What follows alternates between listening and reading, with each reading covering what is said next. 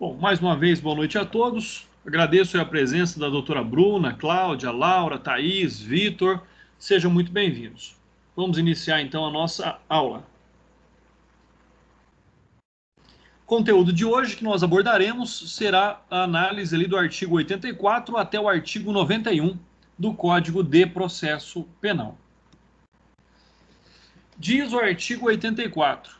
A competência pela prerrogativa de função é do Supremo Tribunal Federal, do Superior Tribunal de Justiça, dos tribunais regionais federais e tribunais de justiças dos estados e do Distrito Federal, relativamente às pessoas que devem responder perante eles por crimes comuns e de responsabilidade. E aí, eu já trago para vocês a ação direta de inconstitucionalidade contra o foro privilegiado, que é a ADI 2797, conforme vocês têm aí o link embaixo, que vocês podem acessar e acompanhar lá a tramitação, né, dessa ação direta de inconstitucionalidade que garante foro privilegiado a algumas pessoas em razão, né, da função ocupada. Quando então nós falamos em casos de competência aí por prerrogativa de função, nós temos que lembrar que quem tem a prerrogativa é a função e não o indivíduo, né? Se o indivíduo não está mais naquela função, automaticamente ele não tem mais ali a prerrogativa do foro de ser julgado por um foro especial. Lembrando e falando sobre esse assunto, eu lembro agora daquilo que comenta comigo um juiz aposentado, amigo meu, e ele diz o seguinte, falou, olha, André, ter prerrogativa de função, ter foro privilegiado não é uma vantagem, diz ele. Por quê? Porque imagina o presidente da República que tem como foro privilegiado para crimes comuns o STF. Julgado no STF, ele recorre a quem? Né? Então aí fica a pergunta. Cada vez ele diz, cada vez que a pessoa sobe ali numa instância judiciária, é um recurso a menos que ela tem como possibilidade. Então, analisando por essa forma, até tenho que convir que as possibilidades recursais diminuem ao passo em que a pessoa de fato tem ali o foro privilegiado. Não está de todo errado, por mais que a sociedade não admita foro privilegiado a ninguém, isso já é um consenso comum. Uma outra questão aqui que nós temos que abordar é o fato, né, por exemplo, aí, no caso de alguém que esteja respondendo por um crime determinado delito em vara comum lá de primeiro grau, uma vez que seja eleito, por exemplo, como deputado federal. E aí, nesta hipótese, o feito, então, deverá ser remetido para continuidade, ou seja, ao STF. Entretanto, se ele deixar o cargo sem ter sido julgado, retornará à instância original, pois o crime foi praticado antes do exercício do mandato eletivo. Quando nós tratamos dos crimes de responsabilidade, nós temos que compreender que se tratam então de infrações penais político-administrativas, ou seja, a responsabilidade aqui ela é inerente à atuação político-administrativa. No que aí aos prefeitos municipais, estes respondem nos termos ali do artigo 29, inciso 10º da Constituição Federal, perante o Tribunal de Justiça, tá? Então, essa é uma hipótese também aí prevista sobre o aspecto constitucional. E é por isso que nós temos, então, sobre esse assunto, a ação direta de inconstitucionalidade. Voltando aqui, perdão por ter passado aí, pessoal. Bom, então esse é um aspecto. Uma outra questão aqui que nós devemos abordar é aquilo que diz o artigo 4º do Decreto-Lei 201 de 67, qual já é pacificado na nossa jurisprudência, constitui, em verdade, infração político-funcional e devem ser julgados nas câmaras de vereadores. Então, ou seja, os crimes comuns são julgados pelo Tribunal de Justiça. Crimes político-funcionais, quem tem competência para julgamento é a Câmara Municipal, ou seja, a Câmara de Vereadores. E sobre esse aspecto ainda, nós temos duas súmulas que tratam do tema. Tanto a súmula 702 quanto a súmula 703, ambas do STF. A 702 diz que a competência do Tribunal de Justiça para julgar prefeitos restringe-se aos crimes de competência da Justiça Comum Estadual. Nos demais casos, a competência originária caberá ao respectivo tribunal de segundo grau. E ainda, a súmula 703 vem dizer que a extinção do mandato do prefeito não impede a instauração de processo pela prática de crime, nos termos lá, conforme eu já disse para vocês, do Decreto-Lei 201/67.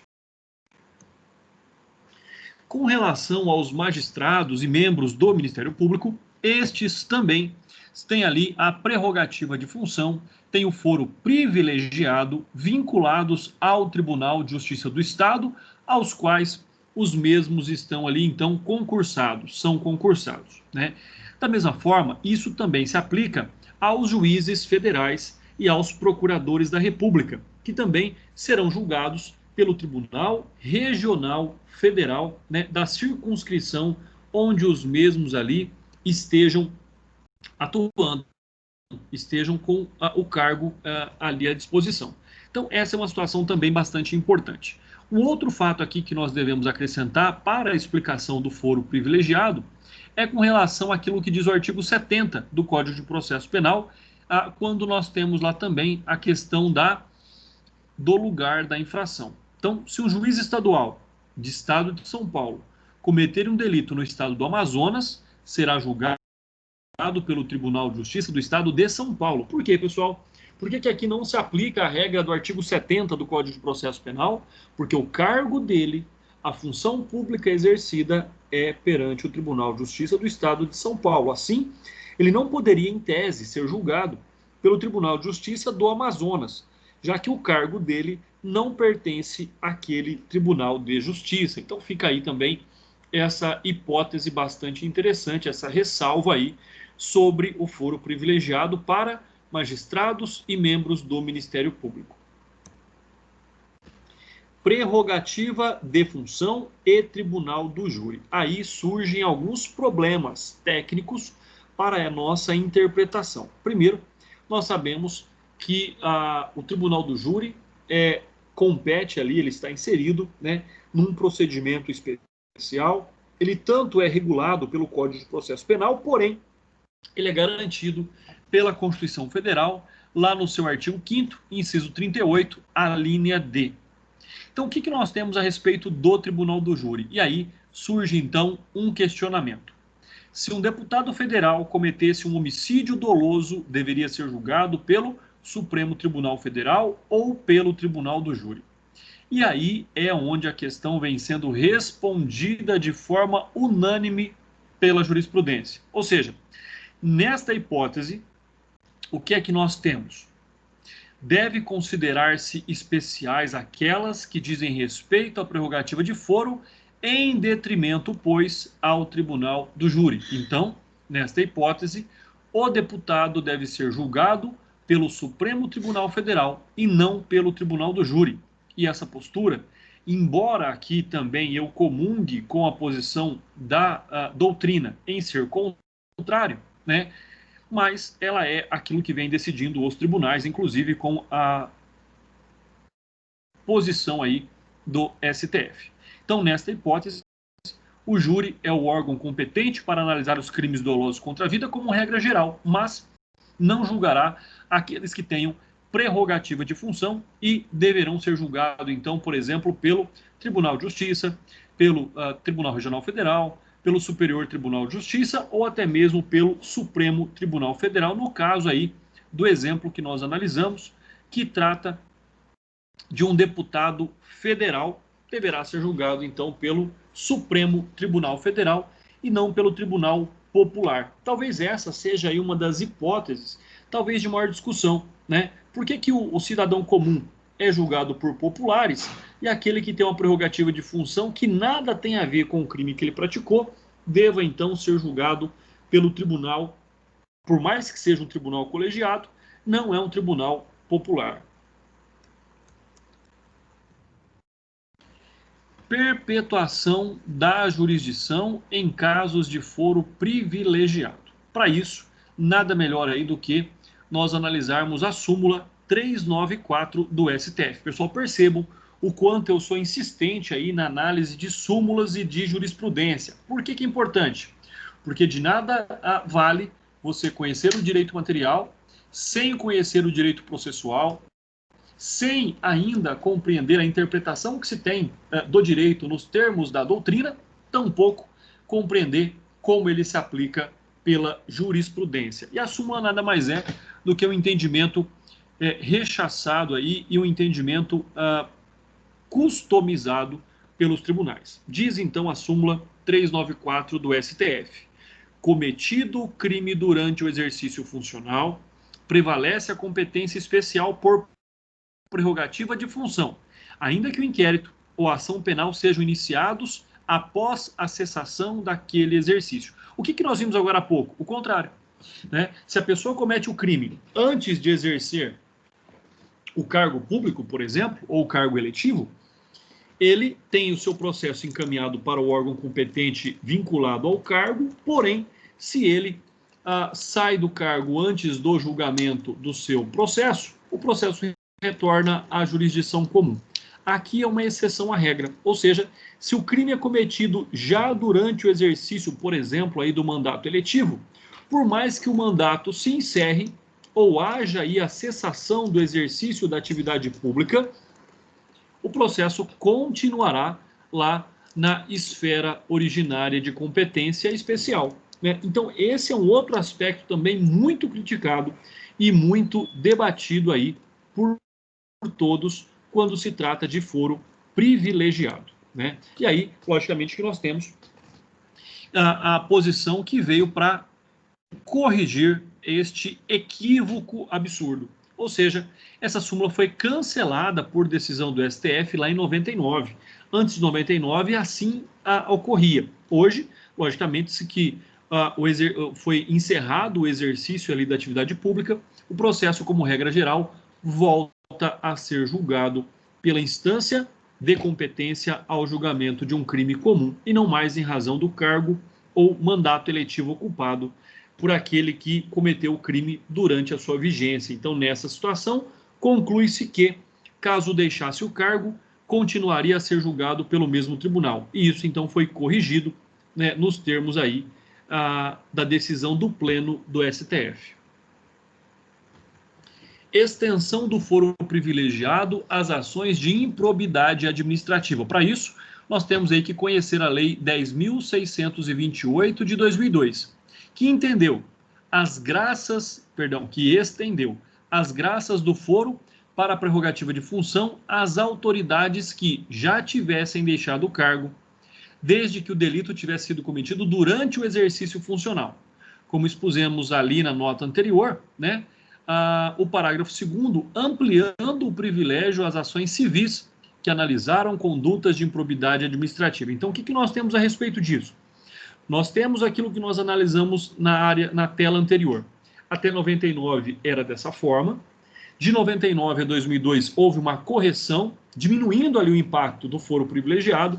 E aí, em 2002, tanto revogou, né, tanto retomou ali aquela posição de proteção ao foro privilegiado, quanto expandiu também para as ações civis públicas. Então vejam aí como de fato a sociedade hoje pede, né, uma providência, pede uma decisão com relação ao foro privilegiado, né, que acabem aí com esses mandos e desmandos dessa, em tese, benefício que o agente tem em ser julgado não pelo tribunal comum, não pelo tribunal do júri, somente em razão do cargo ocupado ou da função pública exercida. Deslocamento de competência e validade dos atos anteriores. É lógico, né? Se há ali o deslocamento do foro por prerrogativa de função para um curso de julgamento comum, logicamente que os atos praticados até aquele momento são atos válidos e em razão aí e em respeito ao ato jurídico perfeito, eles produzirão efeitos, né, ao juiz competente que ali assumirá o julgamento daquele, vamos pensar daquele crime. E essa foi aí uma decisão de inteligência do relator Félix Fischer. Bom, artigo 85.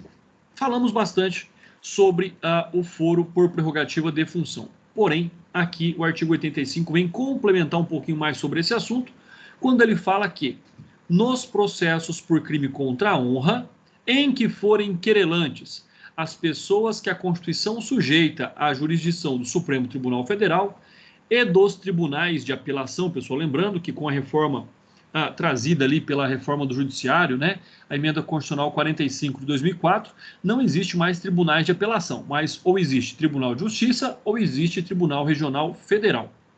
Aqueles ou a estes caberá o julgamento quando oposta e admitida a exceção de verdade. Então, ou seja, nos crimes contra a honra, contra aqueles que ocupam cargo ou função pública, das quais tenha então foro privilegiado, a estes também será extensiva o julgamento das ações penais privadas, no caso aqui dos crimes contra a honra. Ou seja, o querelante deverá, por meio do seu advogado, interpor ali a queixa-crime também na esfera do Tribunal, né, do Supremo Tribunal Federal, ou tribunais de justiça dos estados, ou Tribunal Regional Federal, no caso de competência ali de Justiça Federal. Quando nós observamos esta situação, nós também nos deparamos ali com o alcance do termo querelante, ou seja, querelante, conforme nós já sabemos, ele é a vítima, ele é o ofendido num crime de ação penal privada. E nesta forma, e por este aqui preceito, nós não podemos nos esquecer daquilo que fala lá, né, do crime tipificado no artigo 145, parágrafo único do Código Penal, quando o crime contra a honra é exercido contra funcionário público, ou seja, aquele que é ofendido naquele momento também é a função pública que ele exerce. E por essa situação, a competência ali para propor a ação penal tanto é da vítima como é também do Ministério Público. Por quê? Porque o Ministério Público poderia ali então assumir a titularidade daquela ação penal privada sob o aspecto de que ele estaria ali então tutelando o direito do funcionário público em razão do cargo ou função pública que ele exerce. Na sequência, nós temos aí análise sobre o foro especial por prerrogativa de função. E não é somente o STF, o STJ ou o Tribunal de Justiça dos Estados, os quais têm essa competência, né? Sobre essa situação, a nossa Constituição Federal dispõe de forma clara e objetiva, ou seja, outros tribunais que possuem competência para julgar determinadas pessoas, levando em conta a sua função, que é como, por exemplo, o que ocorre com o Superior Tribunal de Justiça, com o Tribunal Regional Federal, Tribunal Regional Eleitoral e assim por diante. Né? Lembrando aí que nós temos a Justiça Especializada, que também trata, que também aí age sobre o aspecto de competência originária para julgamento de ações que tenham por iniciativa aquelas relativas à função ou cargo público exercido. Pessoal, lembrando que em qualquer dúvida, qualquer aí situação, fiquem à vontade, liguem os microfones, perguntem, que nós estamos aqui, né, para tirar aí todas e quaisquer dúvidas que vocês tenham e, logicamente, nós tenhamos condição de responder. Exceção da verdade. Como vocês sabem, como vocês já estudaram no direito penal, né, nos crimes contra a honra, cabe exceção da verdade. Ou seja, provar que, por exemplo, a calúnia perpetrada contra alguém, de fato é verdade. E aí não existiria, então, responsabilidade penal por dizer a verdade. Então, esse é um fato também bastante relevante. Lembrando que a exceção da verdade só se aplica na hipótese de calúnia. Nós temos como crimes contra a honra a calúnia, injúria e difamação. Tá? Então, nesse aspecto aqui que nós estamos observando, diz aí a doutrina que é a aplicação do disposto daquilo que consta lá dos artigos 138, parágrafo 3º e 139, parágrafo único. Esclarecendo que calúnia é a imputação de um fato tipificado contra alguém, do qual, né, o autor sabe que não é verdade. Quando nós falamos de difamação é uma conduta que desonra a imagem do indivíduo perante a sociedade, já que toma-se conhecimento daquele fato uma sociedade, né, uma quantidade de pessoas sobre o aspecto social em que o indivíduo vive. Já a injúria é aquela que causa um dano íntimo e pessoal sobre o aspecto do indivíduo. Tá? Então fica aí essa análise preliminar. Com relação à aplicação do artigo 85 às hipóteses de difamação, conforme agora eu acabei de dar o conceito para vocês, a respeito do cabimento ou não da exceção da verdade, quanto ao crime de difamação em foro especial, somente porque o ofendido é parte privilegiada. Prefere, então, ali a posição da doutrina que restringe o alcance do artigo 85. Ou seja, nessa hipótese, não caberia a aplicação da exceção da verdade quanto à difamação, mas somente quanto à calúnia, já que a calúnia é a imputação de um fato típico da qual o indivíduo conhece de que não é verdadeiro. Então, não se aplica a exceção de verdade com relação à difamação. Artigo 86 ali do Código de Processo Penal. Ao Supremo Tribunal Federal competirá privativamente processar e julgar. Então nós temos ali os seus ministros nos crimes comuns. Os ministros de Estado, salvo nos crimes conexos com os do Presidente da República.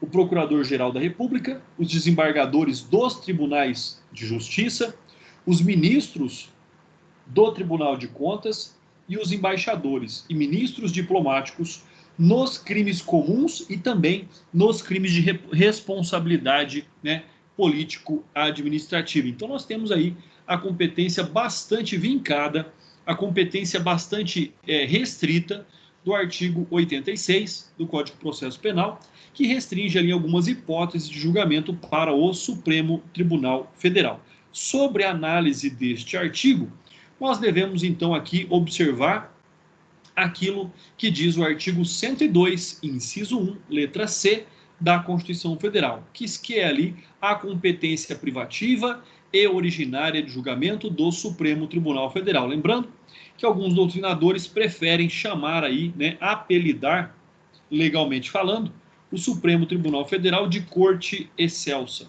Bom, uma outra questão aqui que nós podemos abordar é aquilo que fala o artigo 52, inciso 1º, ou seja, somente quando os crimes de responsabilidade, o presidente e o vice-presidente são julgados pelo Senado, assim como acontece lá com o prefeito, que é julgado pela Câmara Municipal, assim como acontece com o governador, que é julgado pela sua Assembleia Legislativa, assim acontece também com o presidente e o vice-presidente da República. E o Brasil é rico em exemplos dessa natureza, né?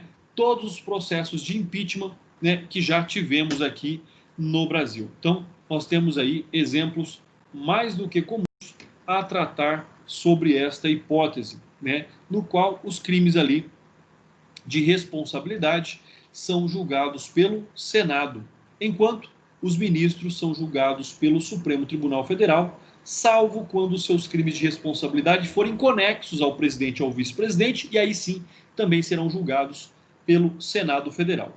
O último julgamento desta natureza que tivemos no Brasil foi o impeachment da presidente Dilma Rousseff. Ainda sobre esse aspecto, nós temos lá ainda algumas questões das quais nós podemos aqui abordar, como por exemplo, nos crimes de responsabilidade que não mais ali julga o chefe do Ministério Público Federal, ou seja, né, o Procurador-Geral de Justiça, cujo julgamento compete ao Senado, juntamente com os membros do CNJ, do CNPM, ou seja, do Conselho Nacional do Ministério Público, né, do Conselho Nacional de Justiça, bem como do Advogado-Geral da União. Os outros continuam nos delitos de responsabilidade ao seu crivo.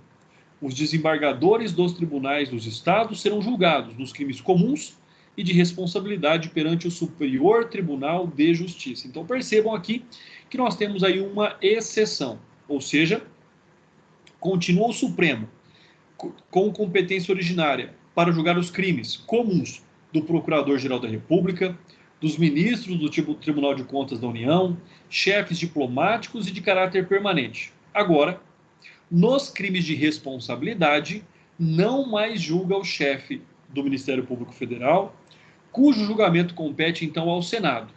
Ou seja, nesta hipótese, crime, né, político-administrativo ou administrativo-político, também desses citados acima serão julgados pelo Senado. Tá? Somente crimes comuns é que é de competência do STF. Crimes de responsabilidade e de competência aqui político-administrativa, compete ao Senado o julgamento. Artigo 87 do Código de Processo Penal. Competirá originariamente ao Tribunal de Justiça, corrijam aí, né, ao Tribunal de Justiça, o julgamento dos governadores ou interventores nos estados ou territórios e prefeito do Distrito Federal, seus respectivos secretários e chefes de polícia, juízes de instância inferior e órgãos do Ministério Público. Então, compete ali originariamente ao julgamento do Tribunal de Justiça. Bom, pessoal, aqui, logicamente, que nós temos também que fazer algumas considerações, como, por exemplo, o fato de que, com a reforma do Poder Judiciário, mediante a Emenda Constitucional 45 de 2004, não se chama mais Tribunal de Apelação, é somente Tribunal de Justiça. E a esses é competente o julgamento de juízes de direito, membros do Ministério Público, prefeitos municipais, secretários de Estado, chefe de polícia, no caso e na hipótese de crime comum, crime político administrativo, cada qual na sua esfera do legislativo, em hipótese também de crime conexos aos demais agentes públicos que não sejam aí os chefes do Poder Executivo. Na hipótese da Justiça Federal de competência em razão da matéria, né, compete aí então aos tribunais regionais federais o julgamento dos juízes, dos procuradores de Estado, no caso aqui é do Ministério Público da União. Governadores são julgados nos crimes comuns no STJ, incluindo-se o governador do Distrito Federal, mas não mais chamado de prefeito, é governador do Distrito Federal, não tem mais de prefeito do Distrito Federal. Mudou-se também aí a nomenclatura. Nos delitos de responsabilidade, são julgados por órgão misto constituído nos estados, conforme já esclarecemos ali no tópico anterior. Perdão, artigo 88 do Código de Processo Penal. No processo por crime praticado fora do território brasileiro, lembrem-se lá do artigo 7º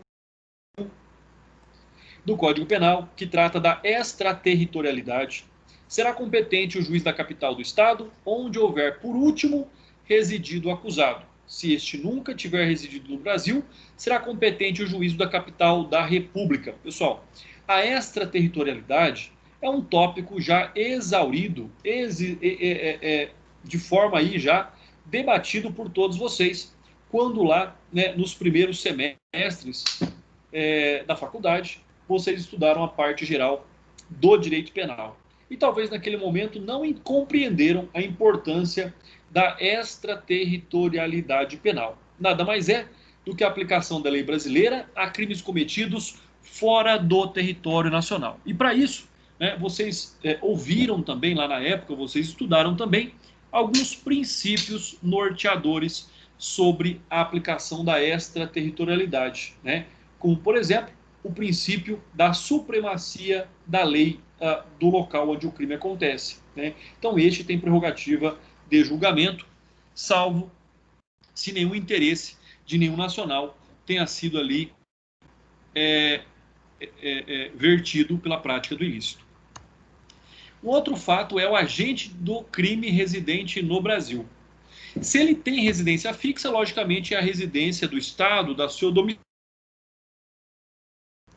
Se ele nunca teve residência fixa no Brasil, compete-se ali o julgamento à capital do Estado, ou, no caso, à capital da União, né? Se ele não tem residência fixa no estado, ou é ambulante, se ele nunca residiu no Brasil, vai ser julgado lá em Brasília ou na capital do seu estado, conforme aí a hipótese. Se nunca residiu, será julgado em Brasília. Se reside no estado, mas não tem residência fixa, será julgado na capital do seu estado. Agente do crime que nunca residiu no Brasil, conforme eu já expliquei, será julgado na capital da República, ou seja, a nossa capital da República é a cidade de Brasília. Trata-se, então, de justiça estadual. Somente se desloca o julgamento para a Justiça Federal nos crimes previstos lá, conforme vocês também já viram lá em Direito Internacional Público e Privado, em tratados e convenções internacionais, quando iniciada a execução no país e o resultado tenha ocorrido ou devesse ter ocorrido no estrangeiro. Isso acontece também quando o crime se inicia em território nacional e se consuma fora do território nacional. Então é uma hipótese também aí devidamente prescrita em lei. Um exemplo que nós temos seria o tráfico internacional de drogas, seria o homicídio da qual a pessoa dispara a sua arma de fogo em território nacional, atingindo quem já está em território estrangeiro, como também aquele que posta substância nociva à saúde, né, por qualquer tipo de correspondência e vá lá infectar o outro, vai contaminar o outro fora do território nacional. Então são várias hipóteses aí que nós temos sobre o julgamento aí na capital da República, como aquela que tem a competência originária para julgar crimes que estejam relacionados à extraterritorialidade.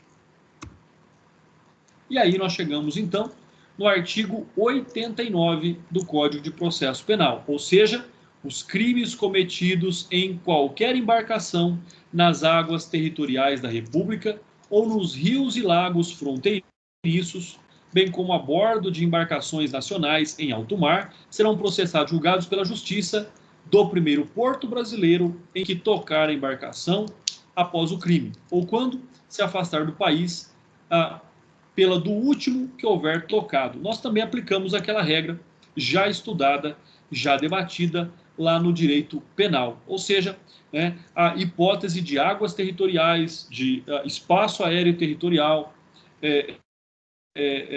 tudo isso vai determinar aí a competência também de julgamento. Um outro aspecto que é utilizado também é no caso das embarcações e de aeronaves, né, da bandeira, da origem da aeronave ou embarcação, quando estiverem em espaço aéreo internacional ou em águas internacionais. Aí o que vale é a legislação da bandeira da aeronave, da origem da aeronave ou da bandeira do navio, da embarcação. Um outro aspecto aqui que nós devemos comentar é que isso nós tratamos aí de embarcações ou aeronaves comerciais, mercantes, né? Mas aquelas que forem também nacionais, né, públicas, elas são consideradas como a bordo ou no seu interior, como extensão do seu país, tá? Por quê? Porque elas são aeronaves ou embarcações oficiais de uma nação. Então, dentro delas ou no seu interior, conserva-se as mesmas regras de lei, né, do seu país de origem. Então, esse é um fato também bastante interessante. Além disso, as embarcações mercantes que estiverem a serviço, né, de nações, assim também conservarão essa prerrogativa. E aí, quando nós então falamos de crimes cometidos a bordo de embarcações, nós temos que analisar alguns aspectos. Se forem brasileiras, de natureza pública, onde quer que estejam, considera-se o seu interior território nacional. Portanto, crimes cometidos a bordo e interessam ao Brasil punir, valendo-se do princípio da territorialidade. E esses princípios estão previstos lá no artigo 5º do Código Penal. Letra B. Se forem estrangeiras de natureza pública, mesmo que estejam em território nacional, considera-se território estrangeiro o seu interior, razão pela qual somente haverá interesse do Brasil em punir o crime cometido a bordo nas hipóteses de extraterritorialidade enumeradas lá no artigo 7º, ou seja, quando o interesse nacional ali estiver envolvido de algum modo. Letra C. Se forem embarcações brasileiras privadas em território nacional, aplica-se logicamente a legislação brasileira, aplica-se o princípio da territorialidade, havendo interesse para punir os crimes cometidos a bordo. Caso não haja interesse, logicamente, o fato será considerado como atípico. Se forem embarcações estrangeiras, privadas, em território nacional, aplica-se também o princípio disposto no artigo 5º, parágrafo 2º, ou seja, o princípio da territorialidade, ou seja, há interesse em punir a infração cometida a bordo dessas embarcações. A letra E, se forem embarcações privadas brasileiras em alto mar, considera-se o seu interior cometido a bordo, né? Ou seja, como se fosse também território brasileiro, se elas estiverem em alto mar, ou seja, em águas internacionais. De qualquer modo, nós temos que compreender aí que é competente concomitantemente o primeiro local de parada após o crime. Então, caso a embarcação siga viagem e termine em solo estrangeiro, havendo interesse do Brasil em punir o delinquente, o foro competente será o do local da partida. Não havendo interesse de punir, o foro competente será o local, né, onde a embarcação for atracada. Justiça Federal ou Justiça Estadual, conforme for o caso. Pessoal, muitas pessoas confundem aí, mesmo já no exercício da advocacia, se a competência é da Justiça Federal ou da Justiça Estadual, né? Só que isso é muito fácil aí nós determinarmos. Primeiro, né, de acordo ali com o que diz o artigo 109, inciso 9º da Constituição Federal, nós temos a seguinte interpretação: entendem o Supremo Tribunal Federal e o Superior Tribunal de Justiça que navios são embarcações de grande cabotagem ou de grande capacidade de transporte de passageiros, aptas a realizar viagens internacionais. Logo, somente as embarcações de grande porte envolvem a Justiça Federal. As demais, todas as demais, sejam lanchas, botes, iates, jet ski, ficam a cargo da Justiça Estadual. Por quê? Porque elas não têm capacidade de extrapolar os limites territoriais brasileiros ou ultrapassar as águas nacionais. Então, por isso que ficou pacificado aí que embarcações de grande porte competem o julgamento pela Justiça Federal. Embarcações de pequeno porte compete o julgamento à Justiça Estadual. Um outro fato aqui, só para antes de analisar o artigo 90, uma outra questão aqui que nós temos que abordar é que, né, a Justiça Estadual ela é residual, ou seja, tudo que não competir à Justiça Federal compete, por óbvio, à Justiça Estadual. Então, ela é uma justiça ali residual. Bom, artigo 90 aí do Código de Processo Penal. Os crimes praticados a bordo de aeronave nacional, dentro do espaço aéreo correspondente ao território brasileiro ou ao alto mar, ou a bordo de aeronave estrangeira, dentro do espaço aéreo correspondente ao território nacional, serão processados e julgados pela Justiça da comarca em cujo território se verificar o pouso após o crime, ou pela comarca onde houver partido a aeronave. Bom, aí surgem alguns problemas didáticos. Primeiro, nós sabemos que as águas internacionais, nós temos lá, elas são medidas em milhas marítimas. No caso do espaço aéreo, ele é infinito até a estratosfera. Bom, então nós já temos essa definição. E aí vocês vão perguntar, André, mas é aquele caso do avião Legacy americano que colidiu com o avião brasileiro? Por que aquele processo foi julgado nos Estados Unidos? Pessoal, é difícil responder essa pergunta sem não causar aqui uma indignação. Por quê?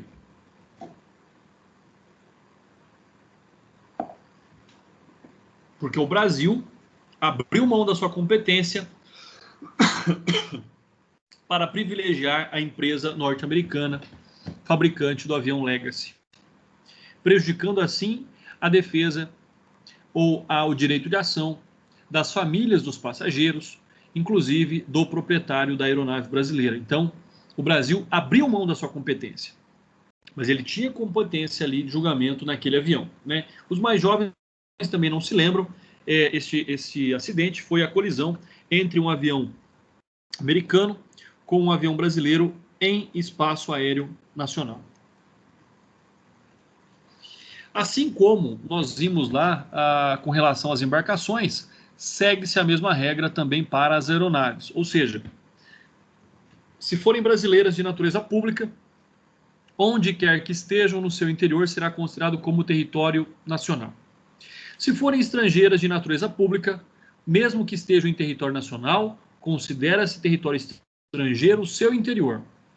Razão pela qual somente haverá interesse do Brasil em punir o crime cometido a bordo nas hipóteses da extraterritorialidade, como, por exemplo, se a vítima for um brasileiro nato ou naturalizado. Letra C.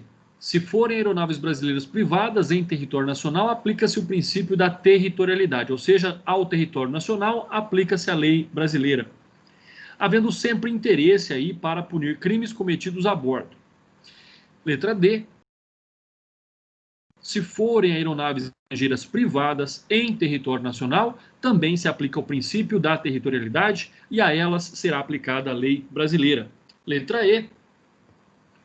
Se forem aeronaves brasileiras privadas sobrevoando o alto mar, considera seu interior como extensão do território brasileiro, havendo interesse do Brasil em punir o crime cometido a bordo. De acordo e de qualquer modo, interessa como foro competente o primeiro local da parada após o crime, caso a aeronave siga viagem e termine em solo estrangeiro, havendo interesse do Brasil em punir o delinquente. O foro competente será o do local de sua partida. Por isso, aqui para citar um exemplo, nós temos, isso já foi amplamente noticiado na mídia, navios de bandeira de países que autorizam aborto, que vêm ali no limite das águas nacionais, aguardam que mulheres grávidas cheguem até lá por barcos ou lanchas, e nesses navios, em águas internacionais, com a bandeira de países que autorizam livremente a prática do aborto, mulheres vão até lá e abortam. Quando retornam para o Brasil, não podem ser punidas, por quê? Porque no território em que elas praticaram aquela conduta, não é considerado como crime. Então fica aí também essa ressalva. Bom, pessoal, competência, nesse caso, será sempre da Justiça Federal. Por quê? Porque o artigo 109, inciso 9 da Constituição mencionou: os crimes cometidos a bordo de aeronaves e não de aviões de grande porte. Houve divergência lá do Supremo Tribunal Federal em caso de apreensão de drogas ilícitas, quando os agentes já estavam em solo, no aeroporto de Brasília, porém em conexão para um voo entre Cuiabá e São Paulo.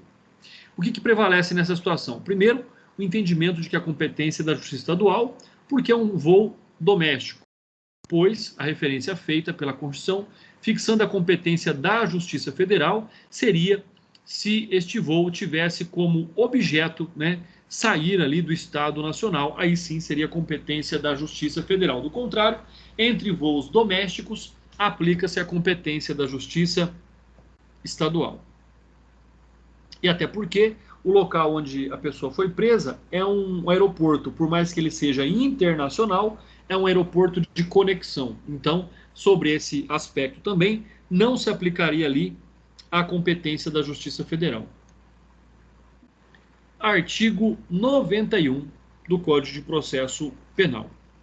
Quando incerta e não se determinar de acordo com as normas estabelecidas naquilo que nós já estudamos, nos artigos 89 e 90, a competência se firmará pela prevenção, ou seja, por aquele órgão do Poder Judiciário que primeiro tomar conhecimento, e despachar e tomar alguma ali decisão quanto ao feito, automaticamente e por prevenção, assume aqui a competência de julgamento desses crimes. E aí nós estamos mais uma vez diante de uma regra residual de competência, ou seja, se não puder ser firmada nos termos do artigo 89 e 90, alguém vai ter que julgar, e aí então será aquele primeiro magistrado que tomar conhecimento do caso.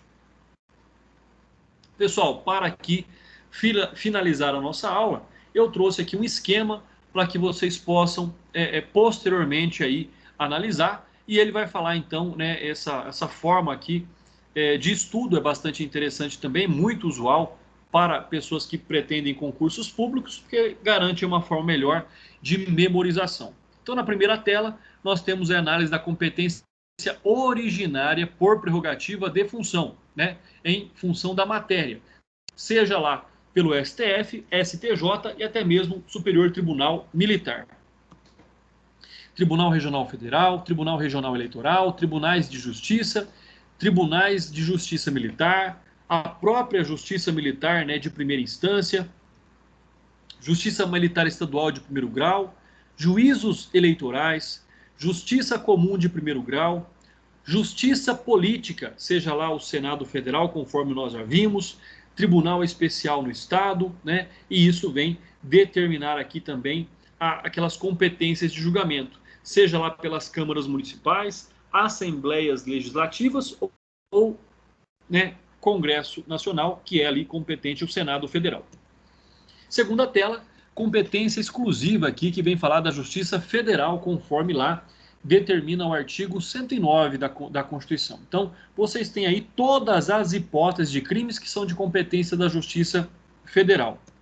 Na sequência, a fixação dessa competência, seja relativa em razão do território, seja por distribuição entre juízes ali, né, da mesma comarca, da mesma jurisdição, ou por prevenção daquele que primeiro toma conhecimento da prática do ilícito. Temos aí ainda a prerrogativa por prorrogação de foro, conforme nós analisamos aqui na aula de hoje, em razão da conexão e continência, né, da qual ali aquele que não seria julgado pelo Senado Federal, assim o será, se concorrer, por exemplo, com o presidente da República num crime ali de responsabilidade. Então, são todas essas hipóteses aí que nós temos, seja a prorrogação necessária, voluntária, né, a delegação de competência em algumas hipóteses, como por ordem de carta precatória, rogatória, carta de ordem, né? André, qual que é a diferença?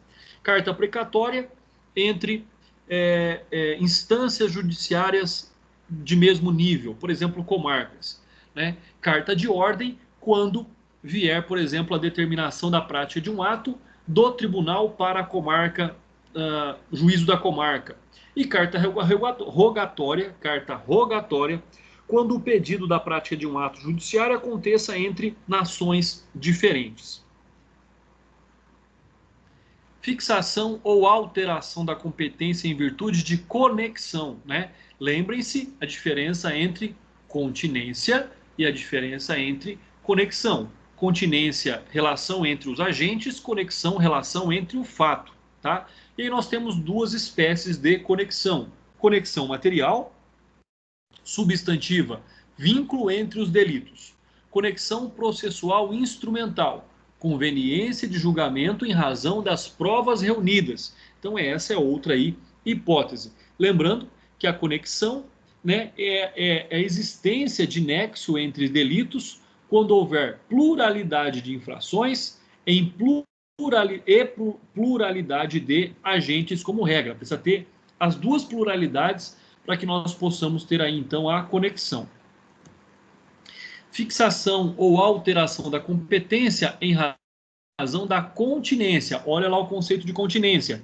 É a hipótese de um fato delituoso conter outros ou possuir vários agentes. A continência em razão, então, ao concurso de agentes. A conexão em razão ao fato, conforme nós vimos anteriormente. E aí, nós temos tanto a acumulação objetiva, né, que é a unicidade do fato de agente, ou aquela que produziu dois ou mais resultados. E aí nós estamos falando, então, do concurso formal de crimes. Já na acumulação subjetiva, unicidade de infração com pluralidade de agentes, e nós falamos, então, somente aqui do concurso de agentes, nos termos do artigo 29 do Código Penal. Sétima tela, regras para a eleição do foro prevalente em caso de conexão ou continência. Como nós já vimos, né? Júri versus outro órgão da justiça comum, prevalece o júri.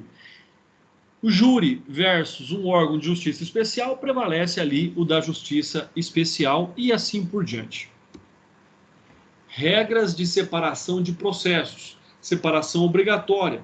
justiça militar e justiça comum. Infância e juventude, justiça comum, automaticamente os autos têm que ser ali separados. Separação facultativa. Crimes ocorridos em tempo e lugares diferentes. Então, crimes continuados tanto podem ser julgados em razão do seu cometimento em tempo e espaço, como também podem ser ali reunidos para um julgamento cumulado. Então, são várias hipóteses aí que nós já observamos nessa situação. Uma outra hipótese de separação facultativa, por exemplo, no caso, quando houver um número excessivo de réus presos, né? E ela seria obrigatória, no mesmo exemplo, no caso de um réu foragido. O processo continua com relação àqueles que estão presentes. E aí, então, pessoal, agradeço mais uma vez a presença de todos vocês, agradeço mais uma vez a paciência de todos vocês em estarem aqui comigo. Caso tenham alguma dúvida, eu estou à disposição. Não havendo dúvidas, a nossa aula está encerrada. Um forte abraço a todos, bom final de semana e muita saúde.